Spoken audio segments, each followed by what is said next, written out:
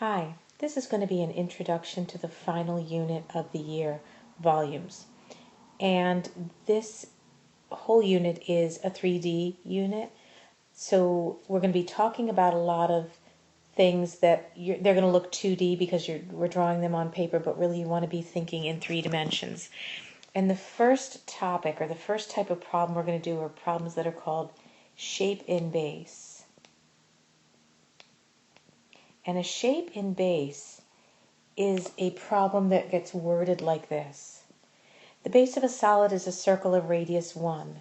Cross sections perpendicular to the x-axis are squares with one side in the base. So really what's happening is this, and I'm not going to do this problem out, I just want to show you some pictures in this video. But what's happening is you have a circle which, and I'm not a very good drawer, but which has a shape coming out of it.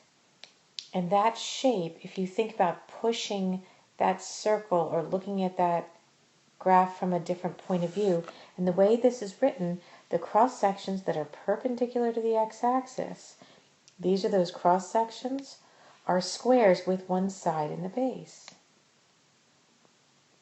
So we've got this figure that has a square, and then another square, and then another square, and all these squares left to right are creating this three-dimensional figure.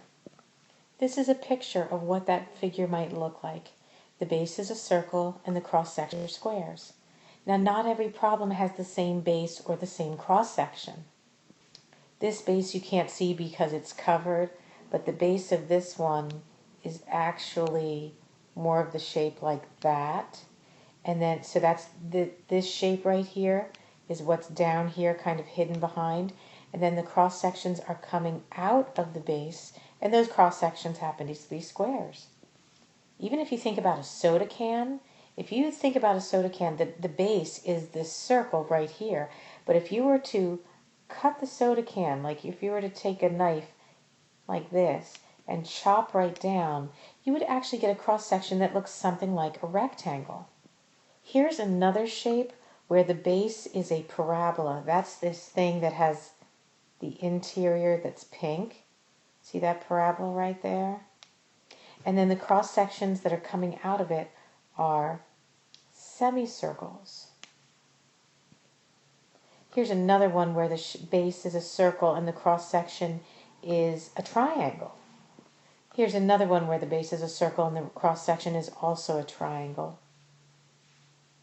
The difference here is in this figure, the triangles are equilateral triangles, whereas in this shape, the triangles are right triangles.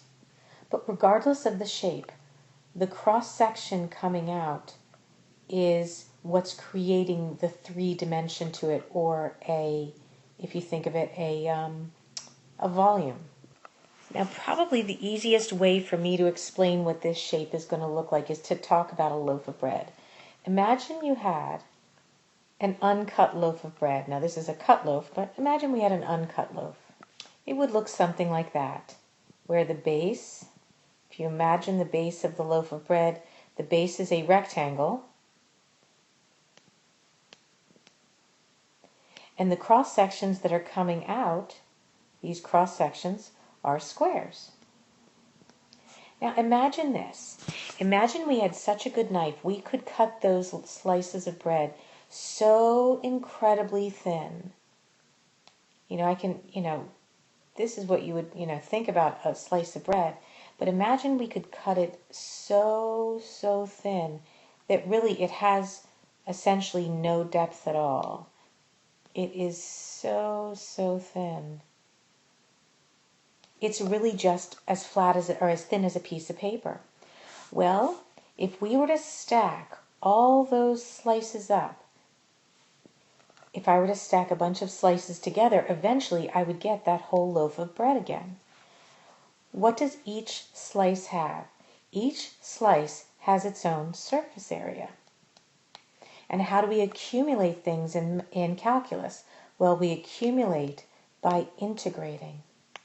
So if we were to add up the surface areas of all of those slices of bread, we would get the volume of the bread. And that is what we're going to be doing over the next, really, 2 weeks till the school year ends. All right, so I hope you had a good day in class today. I hope the quiz went well.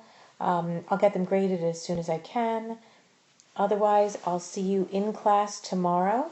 Make sure you have this formula right here in your notes, okay? That's going to be really important for what we're doing in the next 2 weeks. Okay, have a good day. Bye.